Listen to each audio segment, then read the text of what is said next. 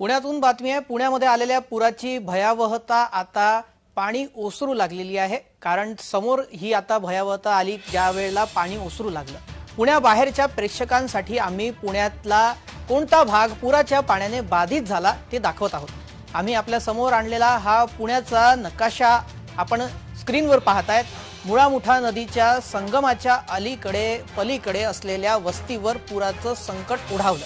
यात सिंहगड रोड, वारजे, माळवाडी, वडगाव शेरी, पुलाची वाडी आणि डेक्कन, पाटील इस्टेट, संगमवाडी, विश्रांतवाडी हे भाग बाधित झालेले आहेत।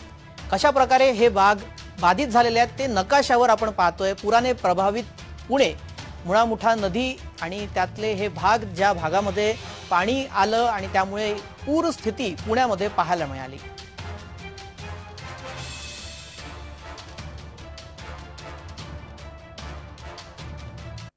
40,000 क्युसेकच्या वरती पाणी 100% सोडलेलं आहे आणि त्याशिवाय इतकं पूर येत नाही। इथून मागचा आपण जो अनुभव पाहिला, ज्या ज्या वेळेला 40-45,000 क्युसेकच्या वरती पाणी सोडलं गेलं त्यावेळेला ही परिस्थिती इथं झालेली आहे आणि म्हणून याची निश्चित चौकशी केली जाईल।